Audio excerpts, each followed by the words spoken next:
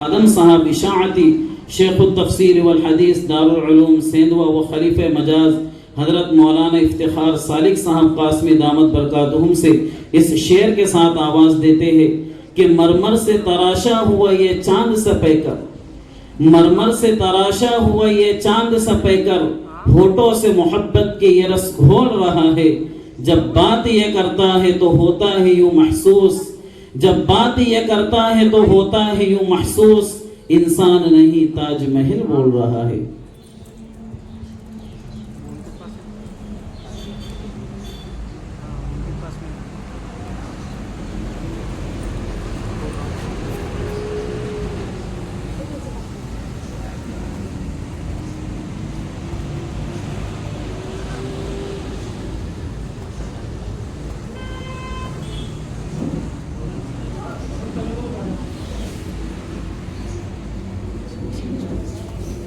بسم اللہ الرحمن الرحیم،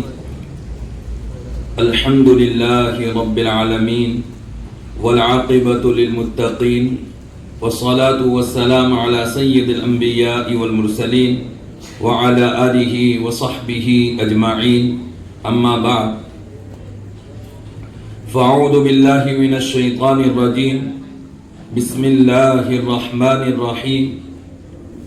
وفی ذلک فلیتنافس المتنافسون۔ وعن عثمان بن عفان رضی اللہ تعالی عنہ قال قال رسول اللہ صلی اللہ علیہ وسلم خیرکم من تعلم القرآن وعلمہ، او کما قال رسول اللہ صلی اللہ علیہ وسلم۔ معزز و مکرم مدرسہ جامعہ اسلامیہ دارالایمان ایوت محل کے محتمم مکرم مفتی سہیل صاحب قاسمی، ادارہ ہادہ کے ناظم تعلیمات مولانا توقیر صاحب ندوی، ادارہ ہادہ کے اساتذہ و طلبہ، اسی طرح سے مسابقہ ہادہ کے صدر مکرم، علماء کرام، مساہمین کرام، سرپرستان عظام، حاضرین مجلس، سب سے پہلے ہم اللہ رب العزت کا شکر بجا لائیں کہ اللہ رب العزت نے ہمیں اس قرآنی نورانی محفل اور مجلس اور مسابقے کے اندر حاضری کی سعادت میسر فرمائی۔ حضرت امام غزالی رحمۃ اللہ تعالی علیہ فرماتے ہیں کہ اللہ رب العزت نے اس دنیا کے اندر دو انعام سب سے بڑے نازل فرمائے، دو نعمتیں سب سے بڑی اللہ رب العزت نے اس دنیا کے اندر اتاری۔ انسان کو عطا کردہ انعامات اور نعمتوں میں سے سب سے عظیم انعام اور نعمت اگر کوئی ہے تو فرماتے ہیں کہ وہ دو چیزیں ہیں، ایک ہے ایمان اور دوسرا ہے علم۔ ایمان کا حاصل ہے اللہ رب العزت سے تعلق قائم کرنا اور جینے کے مقصد کو پا لینا،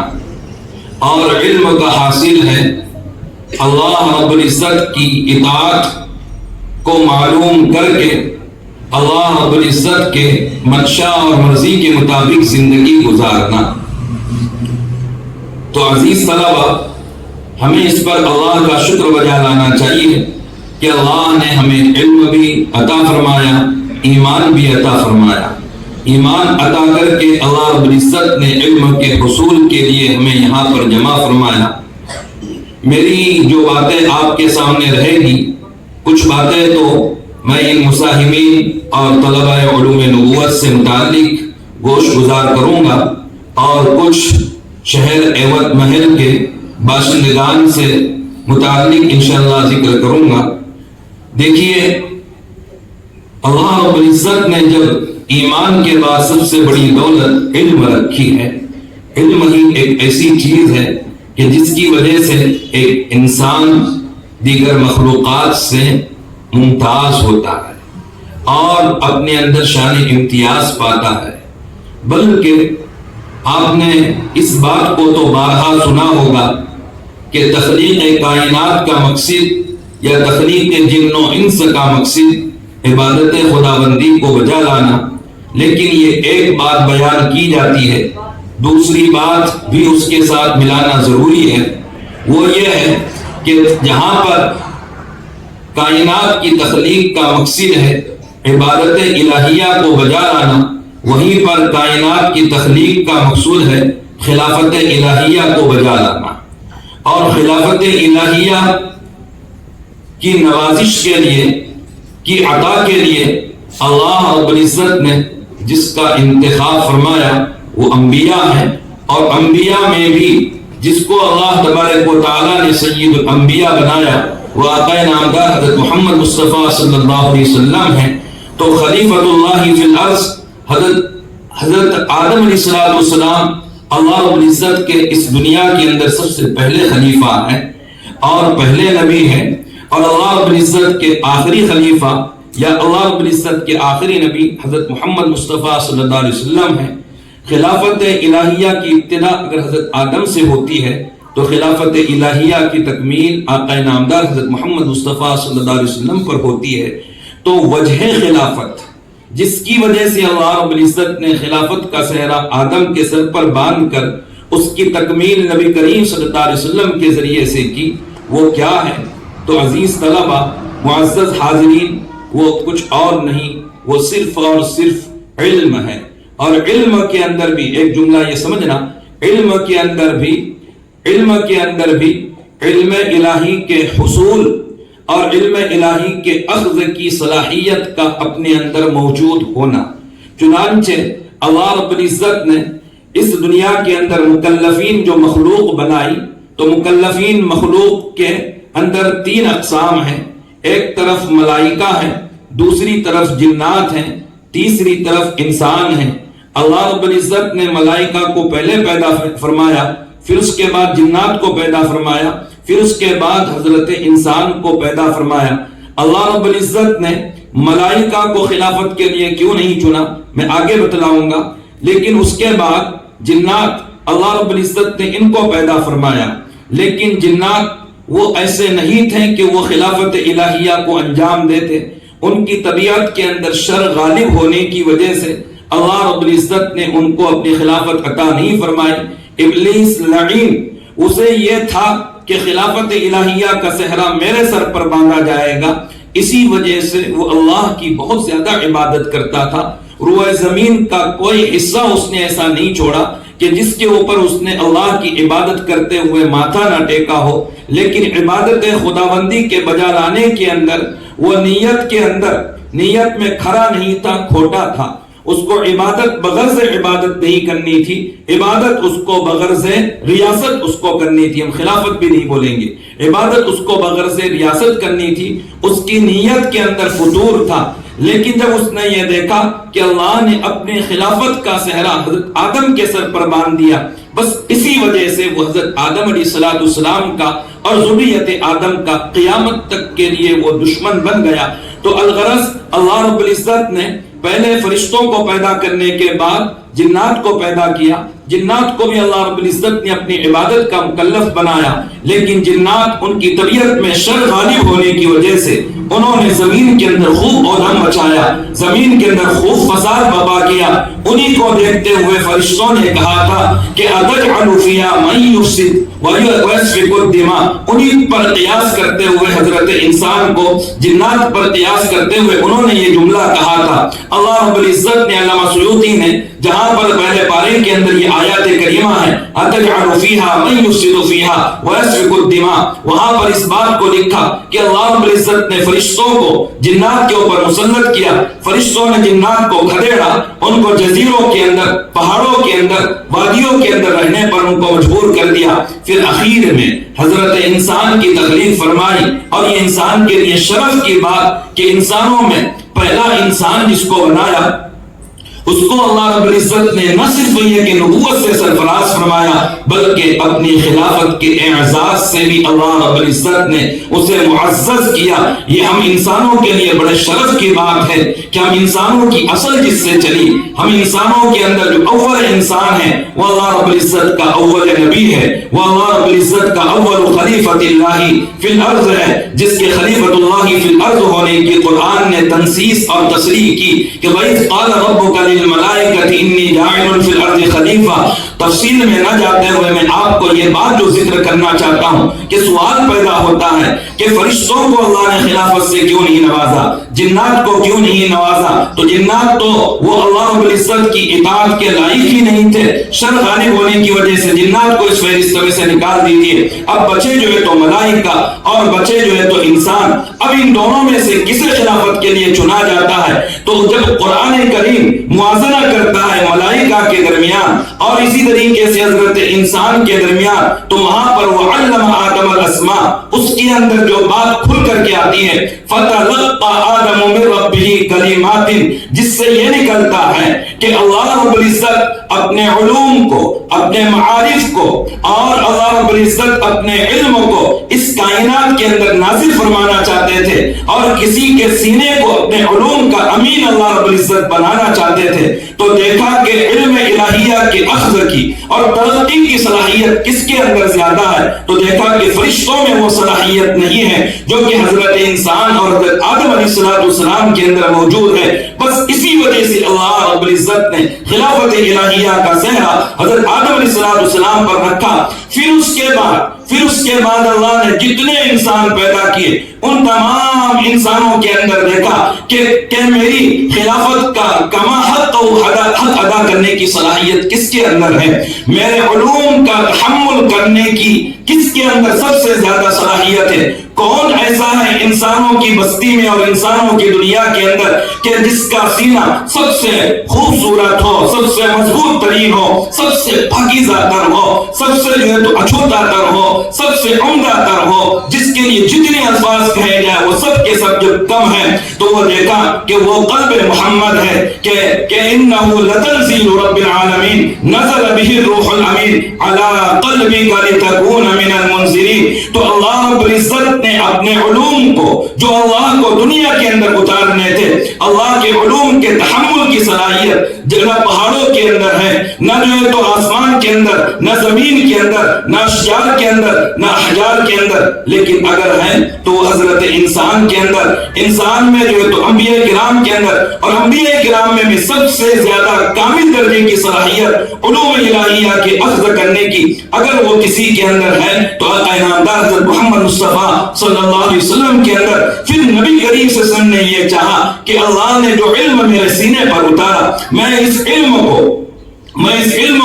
میں اپنی امت تک کے منتقل کروں، اور اسی علم کے انتقال کو، اسی علم کے منتقل کرنے کو وراثت نبوت سے اس کو تعبیر کیا گیا کہ اللہ کے رسول صلی اللہ علیہ وسلم نے فرمایا کہ العلماء ورثۃ الانبیاء وان الانبیاء لم یورثوا دینارا ولا درہما انما ورثوا العلم۔ آپ لوگ خوش نصیب ہیں کہ اللہ رب العزت نے جس علم کو آسمان سے بذریعہ وحی قلب محمد پر اتارا، اسی علم کی وراثت کے لیے اللہ رب العزت نے آپ کا انتخاب فرمایا۔ پھر اس کے بعد اللہ رب العزت یہ دیکھتے ہیں کہ کس کا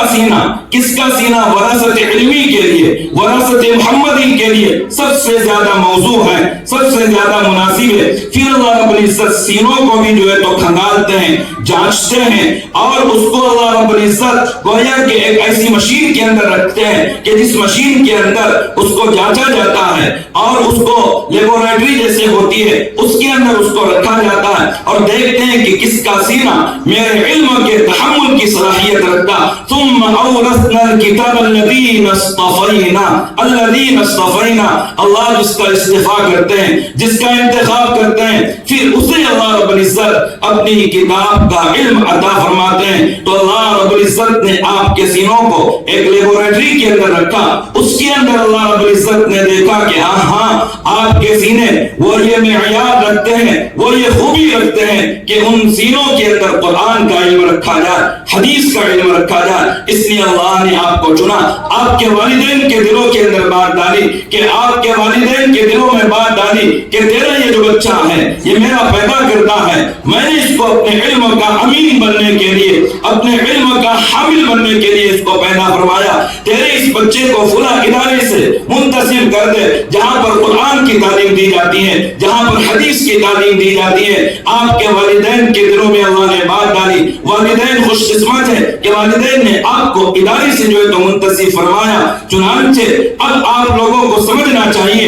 کہ یہ علم ایک بڑا عجیب علم ہے۔ اس علم کی جو ابتدا ہوتی ہے تو اس علم کی ابتدا خستہ حالی کے ساتھ ہوتی ہے، ناداری کے ساتھ ہوتی ہے۔ آپ مدارس کی جو اصل ہے وہ صفا سے اور اصحاب صفا سے جو ہے تو جڑی ہوئی ہے۔ صفا کیا تھا؟ کوئی بلڈنگ نہیں تھی، کوئی کسی طریقے سے وہاں پر کوئی ٹیم وغیرہ کچھ نہیں لگا ہوا تھا، ایک چبوترا ہے اور اس چبوترے کے اوپر چند طلبہ کرام پڑھتے ہیں۔ ان طلبہ کرام کے سر خیر اگر کوئی ہے تو وہ ہے کہ کان اکثر الحدیث فی صحابت النبی الکریم صلی اللہ علیہ وسلم، یعنی کہ ابو ہریرہ رضی اللہ تعالیٰ جن کو 5374 احادیث جن کو یاد تھی، 5374 احادیث صحابہ کرام میں کسی سے اتنی روایات منقول نہیں ہے جتنا کہ ابو ہریرہ رضی اللہ تعالیٰ عنہ سے۔ ابو ہریرہ رضی اللہ تعالیٰ عنہ نے جب علم کو حاصل کرنا شروع کیا بڑی خستہاری کے ساتھ، بڑی ناداری کے ساتھ، چنانچہ آپ جب مدرسے کے اندر پڑھتے تھے، نبی کریم صلی اللہ علیہ وسلم سے علم حاصل کرتے تھے، بھوک کی شدت کی وجہ سے یہ حال ہوتی تھی کہ کہتے ہیں کہ بھوک کی وجہ سے غشی تاری ہو جاتی تھی، میں بے ہوش ہو کر کے گر جاتا تھا۔ لوگ یہ سمجھتے تھے کہ ابو ہریرہ مرگی کا مریض ہے۔ عرب کے اندر مرگی کا علاج یہ سمجھا جاتا تھا کہ گردن کے اوپر پیر رکھا جائے اور اس پر سے گزرا جائے۔ لوگ اس طریقے سے میری گردن کے اوپر پیر رکھتے ہوئے بطور علاج کے گزرتے تھے، لیکن کہتے ہیں کہ قسم بخدا ابو ہریرہ کو کوئی بیماری نہیں تھی۔ ابو ہریرہ کی یہ جو حالت ہوتی تھی یہ حالت صرف اور صرف بھوک کی وجہ سے ہوتی تھی۔ اور اس کے بعد اور دیگر جب صحابہ کرام کو آپ دیکھیں گے جنہوں نے قرآن کا علم لیا، قرآن کا علم حاصل کیا، بڑی خستہاری کے ساتھ اٹھے، بڑی خستہاری کے ساتھ وہ ابھرے، لیکن یہ کہ اللہ نے قرآن کا علم حاصل کرنے کی وجہ سے انہیں وہ عزت، وہ شرف، وہ دولت، وہ رتبہ، وہ اعزاز اللہ رب العزت نے ان کو عطا کیا کہ دنیا کا کوئی بڑا سے بڑا سائنسداں، دنیا کا بڑا سے بڑا جو ہے تو دانشور اس اعزاز تک نہیں پہنچ سکا جس اعزاز تک قرآن کا حامل پہنچا ہے، جس اعزاز تک نبوی علوم کا حامل پہنچا ہے۔ چنانچہ حضرت عبداللہ ابن عباس رضی اللہ تعالیٰ عنہما مشکل سے 10 برس کی عمر جو ہے تو رکھتے تھے۔ 10 برس کی عمر کے اندر آپ اپنی خالہ کے گھر حضرت میمونہ بنت حارث الہلالیہ کے گھر اس موقع پر اور اس رات میں آرام فرماتے ہیں جس رات میں اللہ کے نبی کریم صلی اللہ علیہ وسلم ام المؤمنین زوجہ نبی کریم صلی اللہ علیہ وسلم حضرت عبداللہ ابن عباس کی خالہ امت کی ماں میمونہ بنت حارث الہلالیہ کے گھر پر ہوتے تھے، صرف اس وجہ سے کہ نبی کریم صلی اللہ علیہ وسلم کے شبانہ معمولات کو دیکھیں۔ چنانچہ آپ صلی اللہ علیہ وسلم کے گھر پر آرام فرمایا۔ نبی کریم صلی اللہ علیہ وسلم کی عادت طیبہ تھی کہ آپ صلی اللہ علیہ وسلم رات کے آخری پہر کے اندر تہجد کے لیے اٹھ جایا کرتے تھے، لمبی تہجد پڑھتے تھے۔ عبداللہ ابن عباس اٹھے، عبداللہ ابن عباس نے خدمت کی، خدمت کرتے ہوئے نبی کریم صلی اللہ علیہ وسلم کے لیے استنجا کے لیے پانی سلیقے سے رکھا، وضو کے لیے پانی سلیقے سے رکھا، مسواک سلیقے سے رکھا۔ اللہ کے رسول نے پوچھا کہ یہ کس نے کیا؟ بتلایا گیا کہ اس چھوٹے سے بچے نے جو صرف 10 برس کی عمر کا تھا۔ چنانچہ اللہ کے رسول اتنے خوش ہوئے کہ خوش ہو کر کے دعا دی، اللہم علم الکتاب، کہ اللہ اسے تو کتاب اللہ کا علم عطا فرما دے۔ بس یہی دعائے نبی تھی جس کی وجہ سے یہ چھوٹا سا بچہ رئیس المفسرین بنا۔ تمام مفسرین کی تفاسیر کی سند عبداللہ ابن عباس رضی اللہ تعالیٰ عنہ کی سند تک کے پہنچتی۔ صرف یہی نہیں سمجھنا بچوں، صرف یہی نہیں کہ یہ بچہ آگے چل کر کے رئیس المفسرین بنا، بلکہ عہد فاروقی کے اندر جب حضرت عمر بن خطاب رضی اللہ تعالیٰ عنہ کا زمانہ آتا ہے، عمر ابن خطاب کے زمانے میں آپ کی عمر جو ہوگی مشکل سے جو ہے تو 15-16 برس کی آپ کی عمر ہوگی. نبی کریم صلی اللہ علیہ وسلم کی بلکہ ہجرت سے 3 برس پہلے آپ کی ولادت ہوئی اور نبی کریم صلی اللہ علیہ وسلم کی وفات کے وقت مشکل سے 13 برس آپ کی جو تو عمر رہی ہوگی. اور جو واقعہ میں بیان کر رہا ہوں اس وقت آپ کی عمر 10 برس کی تھی. عہد ابو بکر صدیق وہ 2 برس کا ہے اور عہد عمر جو ہے تو وہ 10 برس کا ہوتا ہے. حضرت ابو بکر کا زمانہ گزر گیا, نبی کریم صلی اللہ علیہ وسلم کی وفات تک آپ کی عمر 13 برس ہے. ابو بکر کے زمانے میں 15 برس کے ہو جاتے ہیں, عمر کے زمانے میں 15-16 برس کے رہے ہوں گے. حضرت عمر ابن خطاب رضی اللہ تعالیٰ عنہ نے ایک شورا بنائی تھی جن سے آپ مشورہ دیا کرتے تھے, جنہیں ارکان سلطنت بنایا تھا. آج کی اصطلاح میں کہیے کہ ممبر آف پارلیمنٹ بنایا تھا. تو ممبر آف پارلیمنٹ کے اندر آپ نے جہاں پر شیوخ کو رکھا, مشائخ کو رکھا, بدرین صحابہ کو رکھا, تو اپنے بغل کے اندر ایک 16-17 سال کا چھوٹا سا بچہ اس کو بھی جو ہے تو بٹھاتے. ایک صحابی رسول عبد الرحمن بن عوف نے کہا اس کی عمر کے ہمارے بھی بچے ہیں, آپ جو ہے تو ہمارے بچوں کو تو نہیں شریک کرتے ہیں, اس بچے کو جو ہے تو آپ پارلیمنٹ کے اندر کیوں جگہ دیتے ہیں. حضرت عمر نے کہا کہ ٹھہرو, اور پھر ایک دن امتحان کیا, ایک دن جو ہے تو آزمایا, اور امتحان کرتے ہوئے ایک دن صحابہ سے یہ کہا کہ ذرا بتلاؤ تو صحیح کہ سورہ نصر اذا جاء نصر اللہ والفتح اس کی تفسیر کیا ہے. چنانچہ کسی نے یہ کہا کہ اس میں فتح مکہ کی بشارت سنائی گئی, کسی نے کچھ کہا, کسی نے کہا کہ ہم نہیں جانتے. آپ نے یہ کہا عبداللہ بن عباس سے جو 16-17 سال کا بچہ تھا, لوگ جو ہے تو بچوں کو یہ سمجھتے کہ بچہ ہے کیا کر لے گا, لیکن یہی بچہ آگے چل کر کے وہ روشن مستقبل بنتا ہے, یہی تابناک مستقبل کا وہ ضامن بنتا ہے. بچوں میں اللہ رب العزت نے عجیب صلاحیتیں رکھی ہیں. وہ ماں باپ ظالم ہوتے ہیں جو اپنے بچوں کی صلاحیتوں کو معاش کی نظر کر دیتے ہیں. وہ ماں باپ ظالم ہوتے ہیں جو اپنے بچوں کی صلاحیتوں کو دکان کی نظر کر دیتے ہیں. لیکن جو ماں باپ اپنے بچوں کو دینی یا عصری تعلیم ان کو دیتے ہیں اور وہ ان کی صلاحیتوں سے فائدہ اٹھاتے ہیں, وہ دنیا کے اندر بھی سرخ روح ہوتے ہیں اور آخرت کے اندر بھی سرخ روح ہوتے ہیں. چنانچہ عبداللہ بن عباس سے پوچھا اور یہ کہا کہ آپ ذرا اس کی تفسیر بتلائیے. عبداللہ بن عباس نے کہا کہ امیر المومنین, میرے ذہن میں یہ بات آتی ہے کہ اللہ تبارک و تعالیٰ نے اس سورت کے ذریعے سے نبی کریم صلی اللہ علیہ وسلم کو آپ کے قرب وفات کی خبر سنا دی.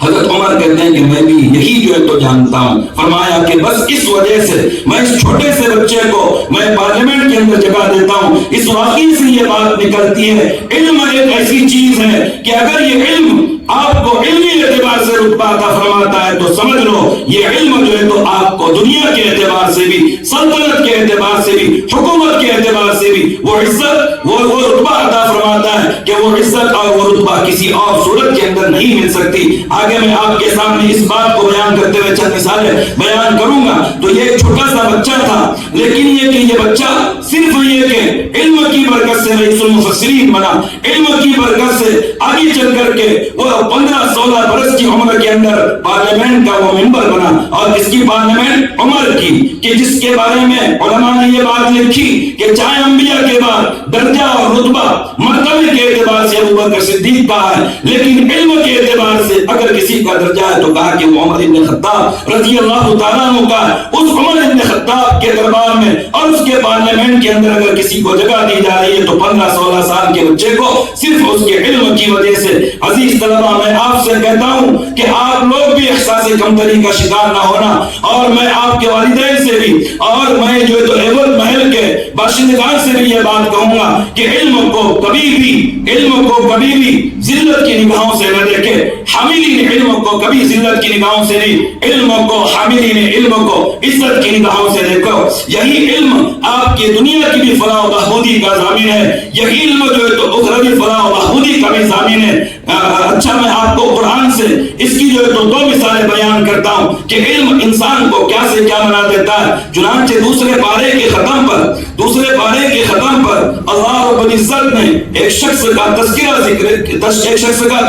کیا جس کو طالوت کہا جاتا ہے. بنو اسرائیل جب اس کے اوپر جالوت نے ظلم کیا، عمالقہ نے ظلم کیا، ان کو ضرورت تھی کہ کسی بادشاہ کے جھنڈے تلے جمع ہو کر کے ان جبابرہ سے قتال کرے، تو وہ اپنے وقت کے نبی کے پاس آئے اور یہ کہا کہ ابعث لنا ملکن، کسی کو ہمارے لیے بادشاہ مقرر کر لیجیے۔ الغرض بڑا تفصیلی واقعہ ہے۔ اللہ رب العزت نے اس نبی سے کہا کہ ان سے کہو کہ جو فلاں طالوت نامی شخص ہے وہ تمہارا بادشاہ رہے گا۔ نبی نے ان سے بات کہی تو وہ بنو اسرائیل چونکہ بڑے ہی ہمیشہ سے یہ شریر ہوئے ہیں، ہم ہمیشہ سے اللہ کے اور اسی طریقے سے انبیاء کے احکامات کو توڑنے والے ہوئے ہیں، چنانچہ وہ کہنے لگے کہ انا یکون لہ الملک علینا، وہ ہمارا بادشاہ کیسا ہو سکتا، ونحن احق بالملک منہ ولم یؤت سعۃ من المال، بادشاہت کے حقدار ہم ہیں، اس کو مال کی فراوانی تو نہیں ملی۔ آج بھی لوگوں کا یہی نظریہ ہے جو اس زمانے کے اندر بنو اسرائیل کا تھا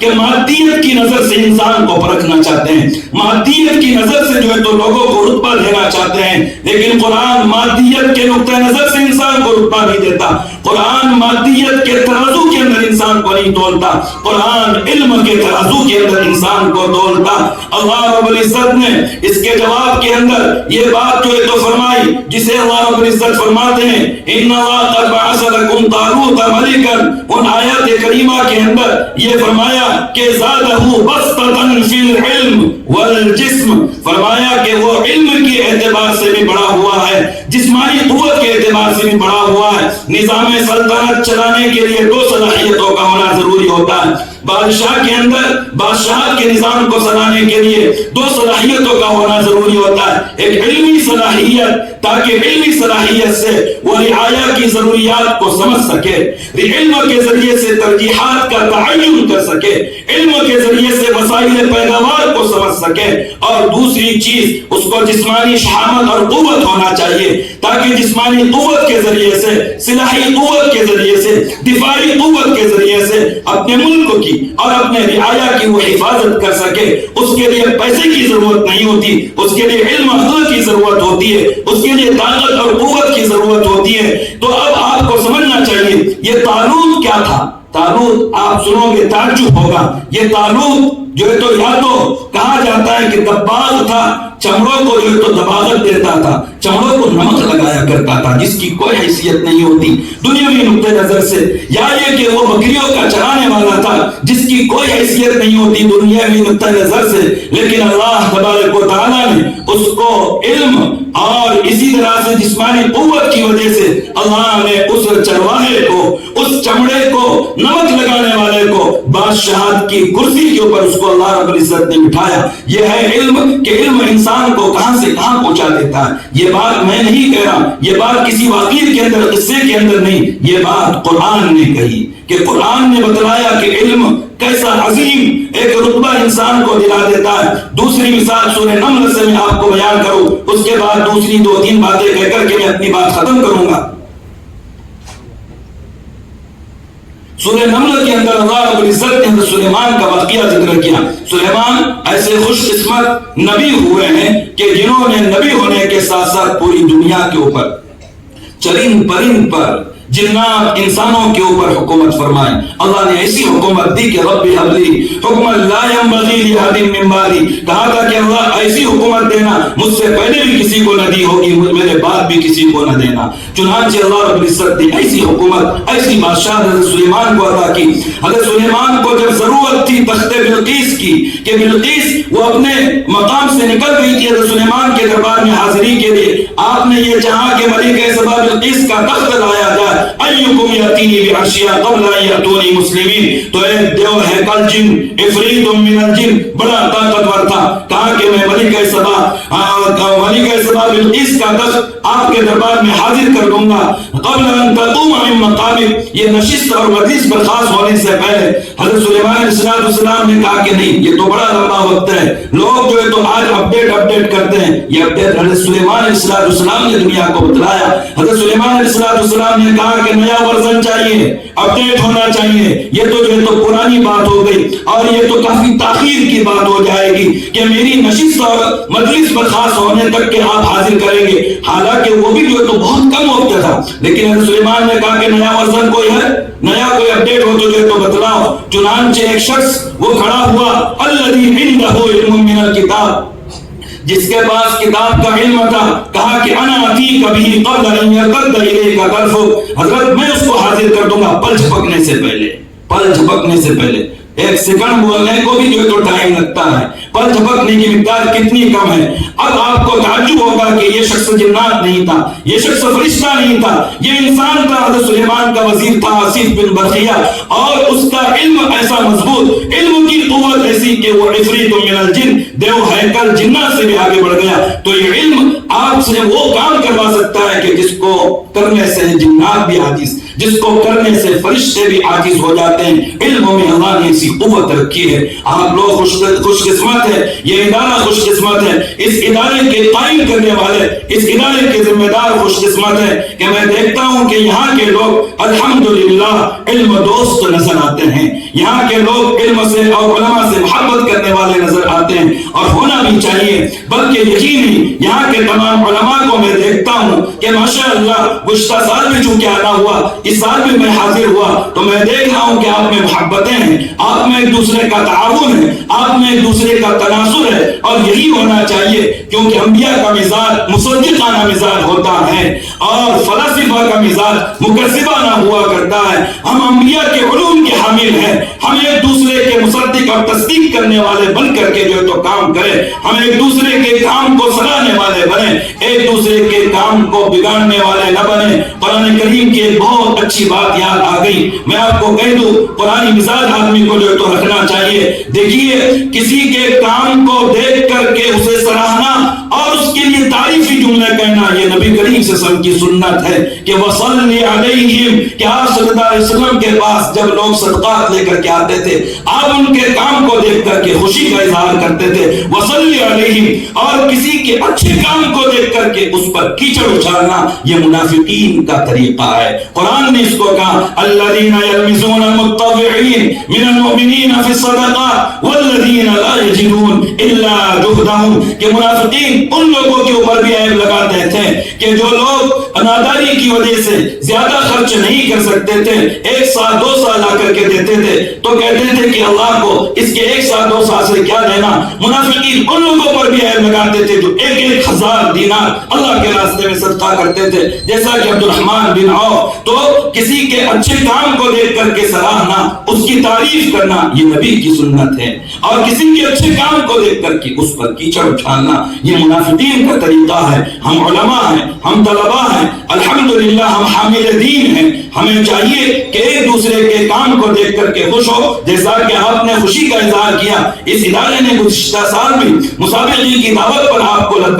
دعوت دی، آپ نے ان کی دعوت پر لبیک کہا، اس سال بھی آپ کو دعوت دی، اس سال بھی آپ نے ان کی دعوت کے اوپر لبیک کہا۔ مجھے بڑی خوشی ہوئی، میں اپنے ساتھیوں سے اس کا ذکر کر رہا تھا کہ اس علاقے کے اندر ضلعی لیول کے اوپر مسابقہ کیا جاتا ہے اور کامیاب مسابقہ کیا جاتا ہے۔ دوسری طرف یا تو صوبائی لیول پر ہوتا ہے یا ایک آل انڈیا لیول کے اوپر ہوتا ہے، ضلعی لیول پر جو ہے تو بہت کم ہوتا ہے۔ ضلعی لیول پر مسابقہ ہونا یہ دلیل اس بات کی کہ یہاں کے مسلمانوں میں ایک دوسرے سے محبت ہے، یہاں کے مسلمان اداروں سے جڑے ہوئے ہیں، ادارے مسلمانوں سے جڑے ہوئے ہیں، مدرسہ سے جڑا ہوا ہے، علماء جو ہے تو علماء سے جڑے ہوئے ہیں، طلباء علماء سے جڑے ہوئے ہیں، علماء طلباء سے جڑے ہوئے ہیں۔ یہ بڑی خوشی کی بات ہے۔ اللہ رب العزت نظر بد سے بچائے۔ اور میں ایک آخری بات کہوں گا، وہ بات یہ کہ میں نے یہ بات کہی کہ مدارس کی جو بنیاد اور ابتدا ڈلتی ہے خستہ حدیث سے ڈلتی ہے، بلکہ حاملین قرآن کی بھی بنیاد خستہ حدیث ہے۔ چنانچہ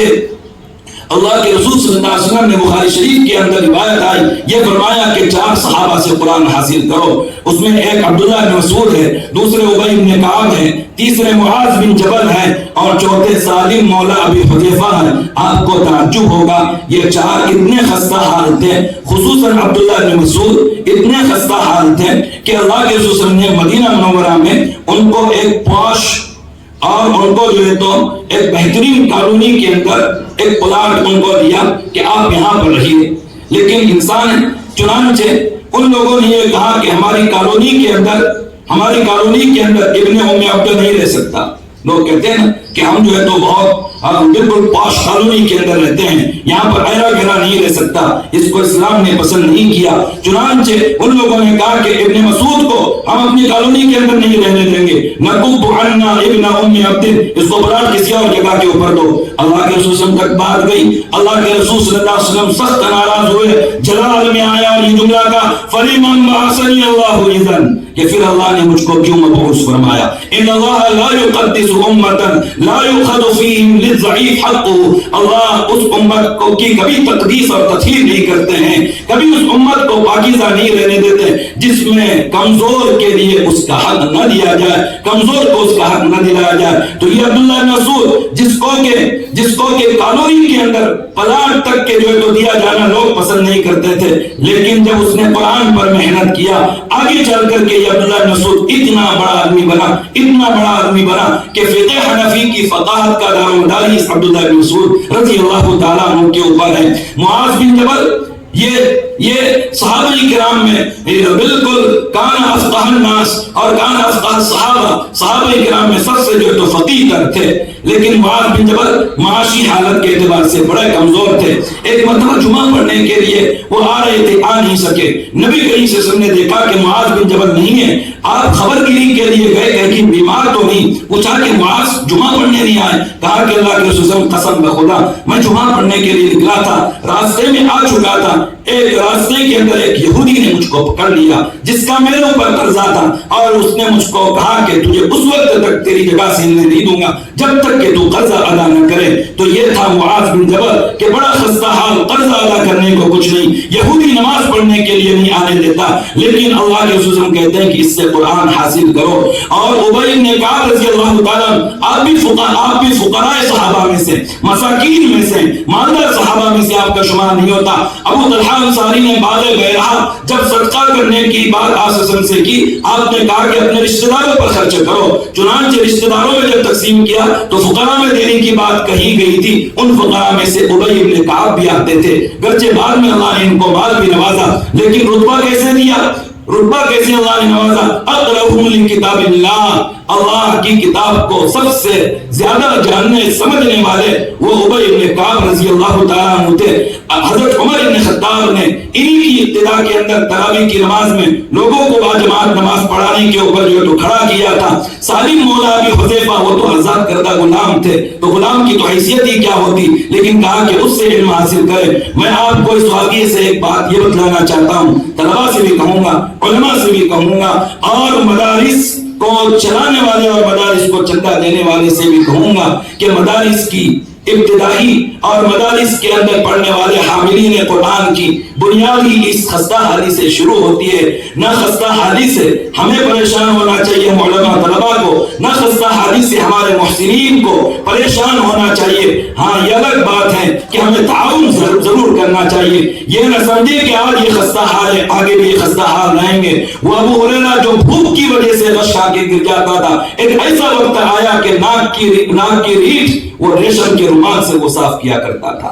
وہ معاذ بن جبل جس کو کہ ایک یہودی قرض کی وجہ سے آگے بڑھنے نہیں دیتا تھا، آگے چل کر کے اللہ کے رسول صلی اللہ علیہ وسلم نے ان کو یمن کا قاضی اور گورنر ان کو بنایا۔ اللہ رب العزت ایسے رتبے عطا فرماتے ہیں۔ آپ کا یہ دارالایمان چاہے جو تو آج خستہ حالی میں کام کر رہا ہے، لیکن کام کر رہا ہے، آپ کا فریضہ ہے، آپ لوگوں سے التجا ہے کہ آپ ادارے سے جڑے رہے، ادارے کا تعاون کریں، ادارے کو جو ہے تو مضبوط عمارتوں کے اندر تبدیل کریں، بچوں کی سہولیات کا خیال رکھیں۔ یہ بچے یہ صرف اور صرف یاد رکھیں کہ یہ علم کے ضامن ہے، یہ بات نہیں بلکہ یہ دین کی حفاظت کے ضامن ہیں۔ انہی بچوں سے جو ہے تو ہمارا دین بھی محفوظ، ہمارا علم بھی محفوظ، اور جب ہمارا علم اور دین محفوظ رہے گا انشاءاللہ ہم بھی دنیا کے اندر محفوظ رہیں گے۔ اگر دین اور علم قرآن جو ہے تو اگر مٹ گیا تو یوں سمجھو کہ ہماری بھی حفاظت کی کوئی ضمانت کوئی گارنٹی نہیں دی جا سکتی. اندلس جو مٹا، اندلس وہ اس لیے نہیں مٹا کہ وہاں سے مسلمان ختم ہو گئے تھے. اندلس پر جب طارق بن زیاد نے چڑھائی کی صرف 12,000 کا لشکر اس کے ساتھ تھا، اور جس وقت صرف غرناطہ جو ہے تو اس کا سقوط ہوا، کہا جاتا ہے کہ اس کے اندر لاکھوں سے جو ہے تو مسلمان تھے. ایسا نہیں کہ مسلمان نہیں تھے، لیکن حالت یہ ہوئی تھی کہ دیندار کوئی نہیں تھا، قرآن کا حامل کوئی نہیں تھا، قرآن کریم کا علم سیکھنے والا کوئی نہیں تھا. اللہ جزائے خیر دے ہمارے اکابرین کو. انہوں نے جب جو ہے تو دیکھا کہ انگریز نے اس ملک کے اوپر چڑھائی کر دی، تو اب یہ کہ اس ملک کو بھی بچایا جائے، تو انگریز سے ٹکر لی، دین کو بھی بچایا جائے، مدارس کو جو ہے تو قائم کیا. آپ لوگ خوش نصیب ہیں کہ آپ کے علاقے کے اندر یہ بھی ادارہ ہے، دیگر بھی ادارے ہوں گے اور بھی جو ہے تو ادارے ہیں. چنانچہ تبھی تو جا کر کے ضلع لیول پر مسابقہ ہوا اور یہ بچے یہاں پر آئے. تمام اداروں سے خوب جڑے رہیں اور حتی الاستطاعت جو ہے تو اداروں کا تعاون کریں. اداروں سے جو ہے تو تعلق رکھنا، یہ در حقیقت اپنے آپ کو جو ہے تو باقی رکھنا ہے. اللہ رب العزت سے دعا ہے کہ اللہ رب العزت ہمیں کہنے سننے سے زیادہ عمل کی توفیق مرحمت فرمائے. آخری 2-3 باتیں میں مزاحمین سے کہوں گا. ماشاءاللہ 2 فرا جو ہے تو آپ لوگوں نے پیش کی. جو دوسری فرا تھی نازلہ قرآن کریم کی، وہ تو بہت دف کی فرا تھی. ہم مزاحمین، ہم حکم حضرات آپس میں مذاکرہ کر رہے تھے کہ ان میں نمرات جو ہے تو اب کیسے دیا جائے، نمرات کا ان میں توازن کیسے برقرار رکھا جائے. بہت پیارا قرآن آپ نے پڑھا، لیکن یہ کہ قرآن اس کا کوئی ایک درجہ نہیں ہے. قرآن اس کو جتنا سیکھا جائے، اپنے آپ کو پورے طور پر کھپایا جائے، تب بھی جو ہے تو وہ کم ہے. لہذا آپ یہاں پر رکنا نہیں اور پڑھتے جانا اور جو ہے تو محنت کرنا، اتنی محنت کرنا کہ آپ قاری عبدالباسط صاحب کے نظیر جو ہے تو آپ بن جائے، قاری سدیس صاحب کے آپ نظیر بن جائے. آپ کے قرآن کو پڑھتا ہوا دیکھ کر کے لوگوں کی سانسیں، لوگوں کے قدم جو ہے تو تھم جائے. وہ جو ہے تو چاہے کہ آپ ہمارے ادارے میں خدمت دیں، آپ ہماری مسجد کے اندر امامت کریں. وہ یہ چاہے کہ جو ہے تو آپ ہم کو تراویح پڑھائیں. اور اسی طریقے سے حفظ کی جو فرا ہے وہ بھی ماشاءاللہ اچھی رہی، لیکن یہ کہ حفظ قرآن پر جو ہے تو آپ کو توجہ دینی پڑے گی. قرآن کریم کے حفظ پر توجہ دینے کے لیے بہت اچھی چیز یہ ہے کہ فجر سے پہلے 4 بجے 4:30 بجے یا ایک کم سے کم آدھا گھنٹہ پہلے، جیسے ابھی 5:30 بجے جماعت ہو رہی ہے، 4:45 بجے جو ہے تو سبق کا نظام شروع کیا جائے. اس وقت قرآن جو ہوتا ہے، اس وقت جو قرآن پڑھا جاتا ہے نا، تو ان قرآن الفجر کان مشہودا، وہ ملائکہ کی حاضری کا وقت ہوتا ہے. اس وقت کا قرآن پڑھنا ایک عجیب برکت رکھتا ہے، اس وقت کا قرآن یاد کرنا ایک عجیب برکت رکھتا ہے. تھوڑی سی مشقت آئے گی، لیکن یہ مشقت 2 سال کی، 3 سال کی، 4 سال کی، لیکن یہ کہ آپ تھوڑی مشقت برداشت کر لیں گے، اللہ کا قرآن، اللہ کی کتاب آپ کے سینوں کے اندر محفوظ ہو جائے گی. اور اللہ رب العزت آپ کے سینوں کو بل وآیات بینات فی صدور الذین اوتوا العلم کا مصداق بنائیں گے. اللہ رب العزت مجھے بھی اور آپ کو بھی کہنے سے سننے سے زیادہ عمل کی توفیق مرحمت فرمائے. اب آپ کے نتائج تقسیم ہونے جس کا آپ کو